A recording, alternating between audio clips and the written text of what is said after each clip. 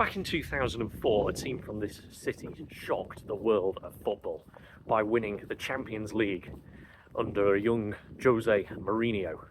Here I am 20 years later to find out what makes this city really, really special. From beautiful scenery to a very, very famous export. Here I am on a rainy evening in Porto.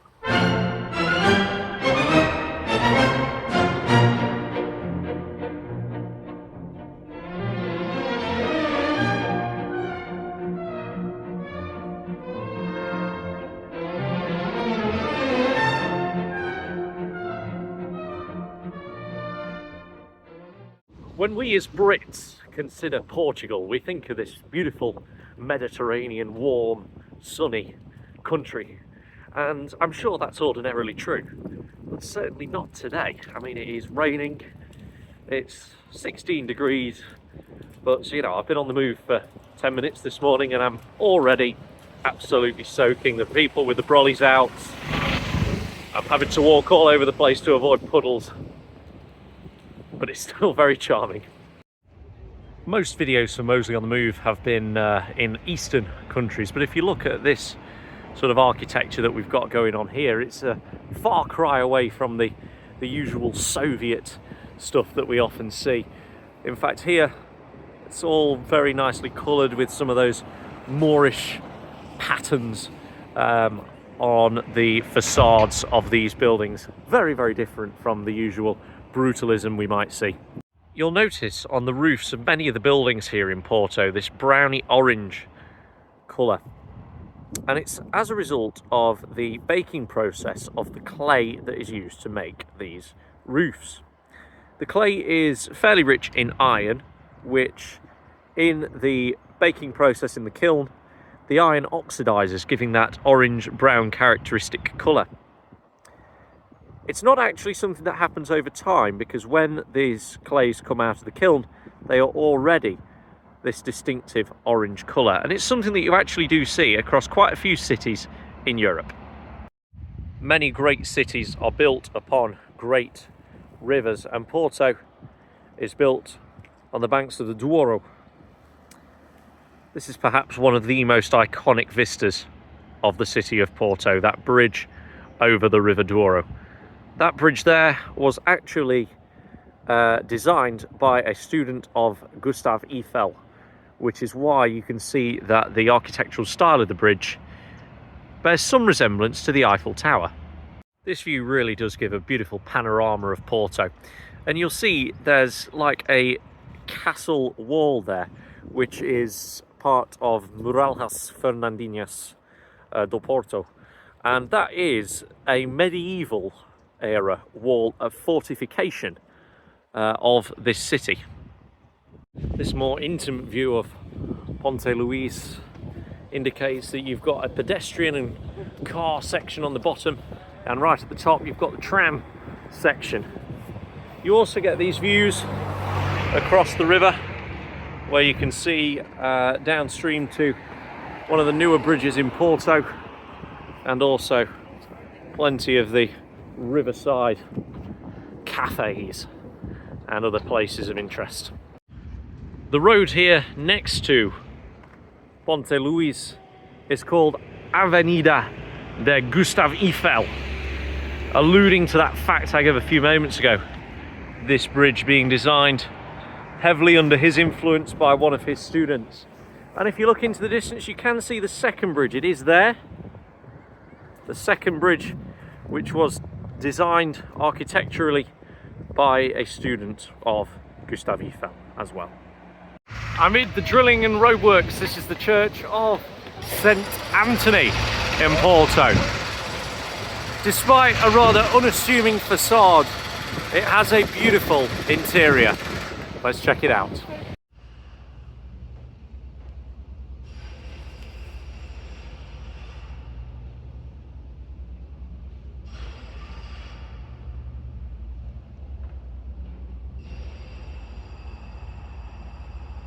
Despite around 75% of people in Portugal identifying as Catholics, the church in Portugal today has a much lower attendance than it did in days gone by. However, the Christian faith in this country has shaped its culture, its traditions and its architecture for centuries before now, and still continues to influence what happens today. This is Mercado do Bolhão, which is a two-tier market, 1 and 2, selling local produce with its sort of neoclassical architecture. Now, what I can say for you for certain is it's a good thing you are not walking through or viewing this in smell-o-vision, because there's a very, very strong smell of fish. Portugal, of course, famous for its produce of fish, being a largely coastal country, and here you can really tell, despite all of this lovely fruit, veg, preserves, jam, seeds, whatever, the overriding smell I've got at the moment is indeed of fish. So as I stand and show you this view here of inside the market, you can see down there you've got one tier, and up here your second tier. I do like fish and I do eat it, but honestly the smell is not something I like to contend with. I feel a little bit nauseated now. The upside of this market, the top level, seems to be more independent businesses and jewellery and what have you. It really is rather nice. I often think checking out one of these views looks even better when it's gone dark, as we look across the River Douro. At the top of this hill is a monastery. It's 16th century, early 16th century, and once again showing those orangey brown coloured roofs that we looked at earlier. Again, of course this is in Iberia, but those colours really do remind you of something Germanic or Hungarian perhaps that you might see on the shores of the Danube. But here you go in Porto. Look at that. I've spent a fair old bit of time during the last day or so wandering around Porto on my own, and yes, even though I have been on my own, I've not felt alone. It's quite a nice feeling that Porto gives you. It's almost like all of the rise around you and the people around you, even though you're not really interacting with them at all, it's almost as if they're giving you a big hug. And where, yes, you might be on your own, you don't feel lonely. It's really quite nice. This is the Estádio do Dragão, or the Stadium of Dragons, in Porto. It is the home of FC Porto, a team which have won the Champions League twice, which for a team outside England, Germany, Spain or Italy is huge. Most recently in 2004 they won the Champions League, a team which is one of the big three in Portugal alongside Benfica and Sporting, and have won numerous Portuguese titles. A team that is also known for developing talent and selling it on for a huge profit. Let's go and check out what the stadium has to offer.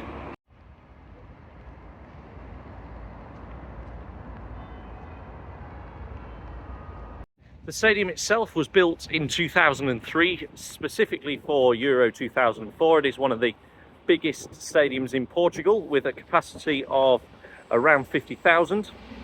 It was designed such that it has a massive, open, airy feel to it, which for a warm country is very, very sensible. Look at this, I reckon, spider that's surrounded by all of these trophies.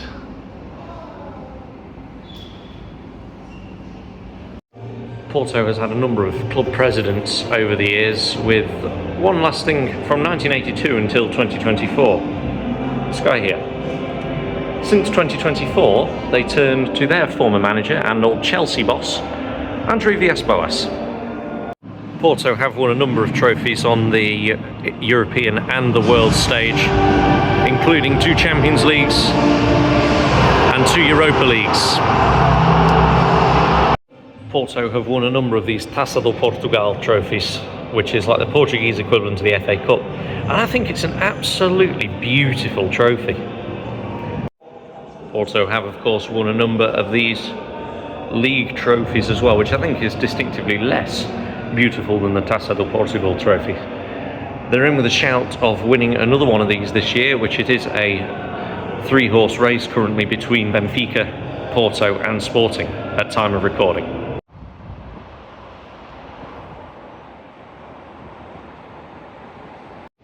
With the club preparing for a match day, we couldn't enter the stadium. Of course, Porto play Nottingham Forest in the Europa League tomorrow at time of recording. But you can see just what I mean about how light and airy this stadium is inside, despite holding over 50,000 people. As we leave Estádio do Dragão, I would like to make an observation that I found about the museum.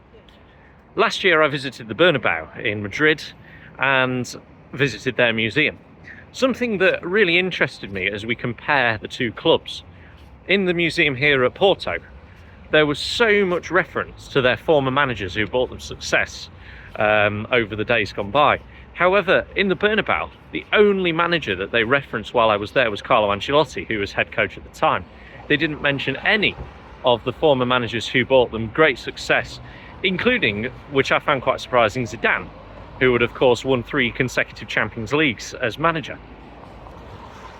Porto are clearly very, very proud of their history, as are Madrid, but Porto played reference to the coaches who got them there as well.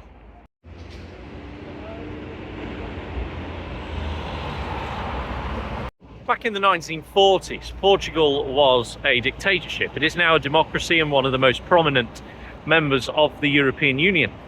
And this is of course down to many different political figures in the country and in their history. Let's take a look at one of them now. Behind me is a memorial to Francisco Sá Carneiro, who was Prime Minister of Portugal, representing the Social Democratic Party. Now, Carneiro was born in 1934, but he lost his life in 1980 in a plane crash. So just to historically place that, that is before Jose Mourinho won his first Champions League with Porto, but it is after the invention of the floppy disk. So it is a relatively recent event. As a result, the airport in Porto is named after this man here. Some advice I should give anyone planning on visiting Porto is do prepare for hills. I mean, that's just one of the typical traditional streets here in Porto. But honestly, that's pretty steep. I'm a little bit out of breath. There's a cat. Just thought you might like to see the cat. But either way, as I get to the top of this street and I turn around, beautiful. So by the beautiful St. Lawrence's Church, which we will go and check out in just a second, you can see that beautiful vista across the Douro River. And once again, an example of those orange roofs that I've referenced a couple of times so far. It is just an absolutely magnificent view here. You can see all the way across. I guess you'd probably call this the historic centre of Porto.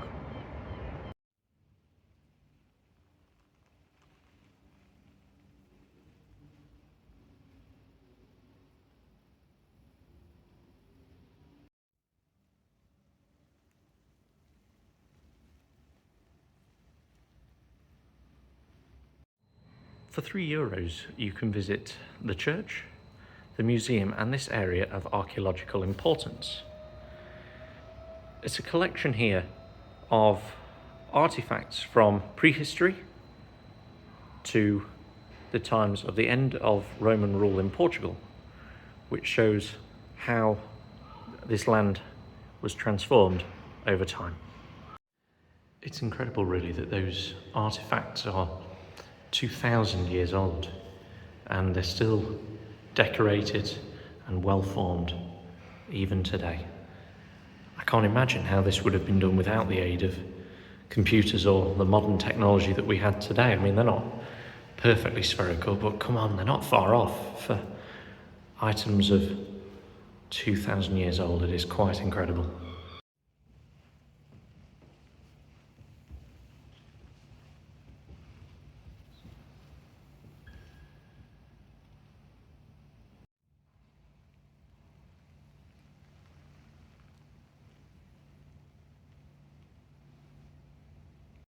those of you who aren't a big fan of heights, or perhaps haven't got the greatest balance, this old, uneven, spiraled staircase is probably not the most ideal thing for you to come and have a look at, but if we just step out onto the balcony here, you can see the most extraordinary view of some of Porto across the rooftops. We are able to go up another level though, so we'll have a look and see what that's like.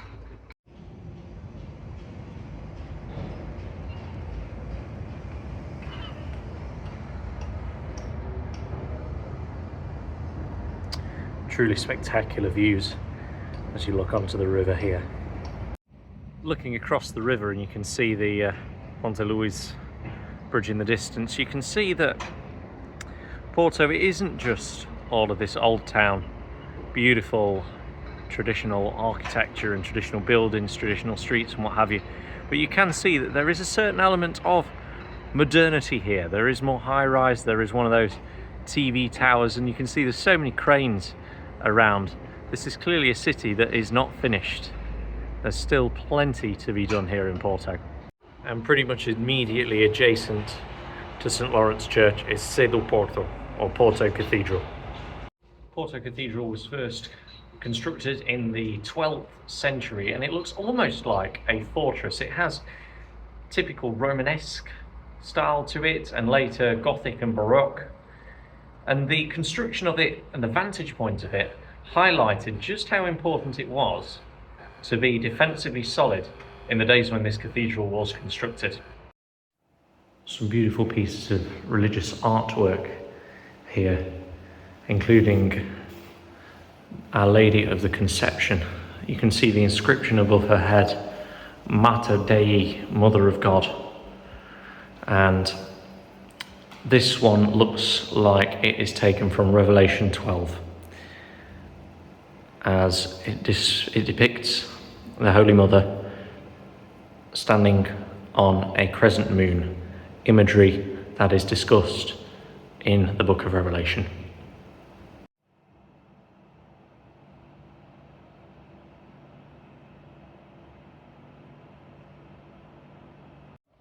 You can kind of get an idea of how high up we were in St. Lawrence's Church, because there are more stairs that have to be climbed.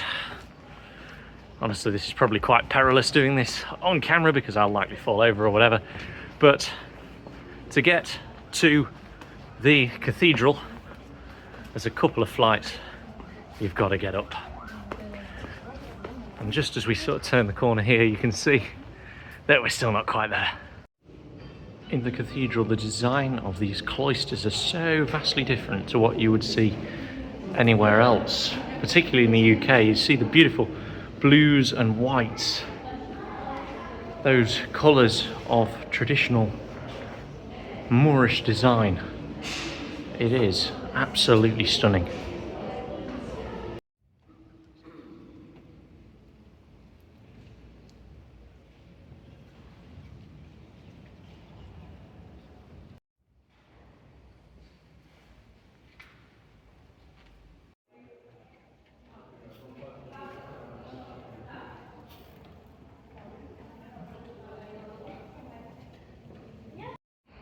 From the view at the top of Sé do Porto, you can see both of those bridges that were designed by the student of Gustave Eiffel. The Forest contingent in town have found themselves a spot down by the riverside. Of course, Nottingham Forest play Porto in the Europa League tomorrow at time of recording at Estádio do Dragão. It is a knockout round game, and you've got this whole sort of area here that's been commandeered by Forest fans. You might even be able to hear them singing songs behind me.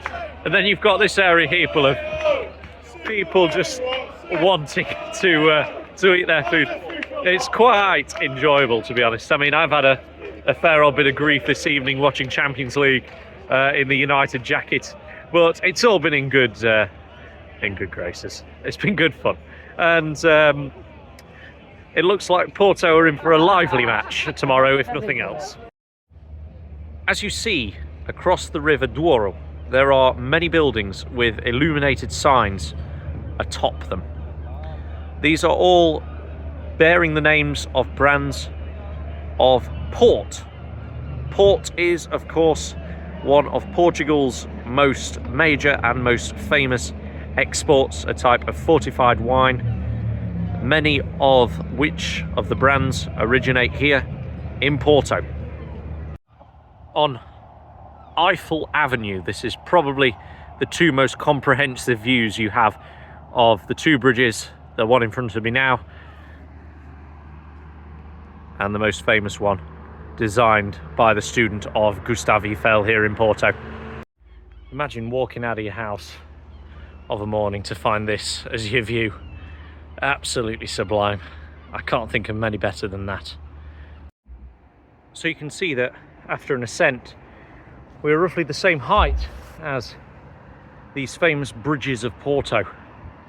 And to get from down by the River Douro up to this level here, you're looking at a steep incline or a couple of hundred stairs. I think one of the most difficult staircases is 320 steps.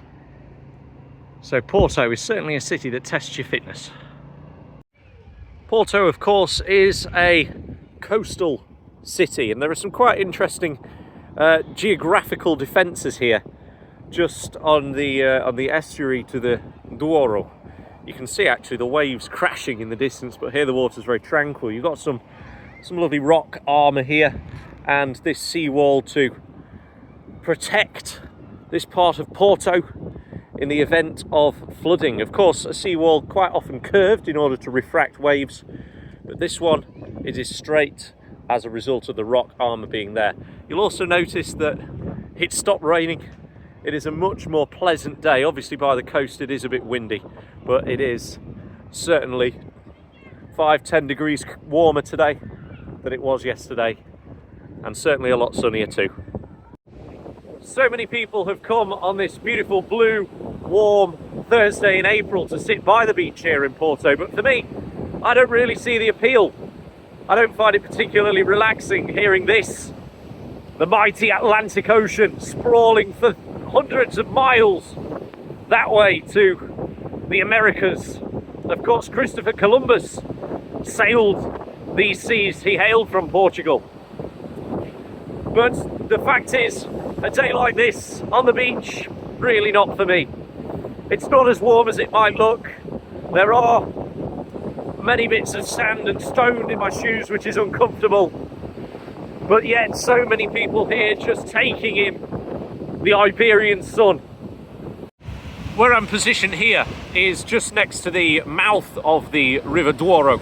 I must correct my earlier mistake where I did call it an estuary. It is in fact the mouth of the river.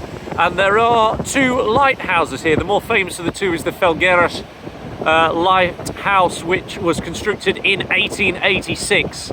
And because in the mouth of the river there was such shifting sandbanks, ships were often wrecked upon entering Porto. So these lighthouses were positioned in order to warn the captains as to the mouth of the river, to assist with their navigation into Porto.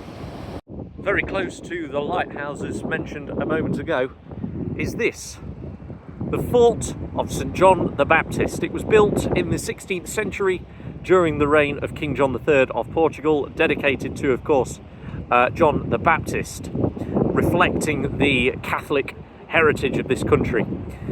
The fort is strategically located, giving it a good view onto the mouth of the river into the Atlantic Ocean, and was used as defence. It's still obviously well maintained today, and it still looks as imposing as ever to defend Porto in an era of piracy. That brings this episode in Portugal to a close, and as ever, here is my honest reflection. Porto as a city, as I mentioned earlier on in the video, is a city where, despite if you are around on your own, you don't feel alone, and it is a truly lovely feeling. And that is my key takeaway from this trip to Porto, alongside the fact that there is a lot of hills here and a lot of stairs here. So make sure you're feeling fit if you come and visit Porto. As always, if you've enjoyed the video, don't forget to like, share and subscribe. And as ever, see you soon.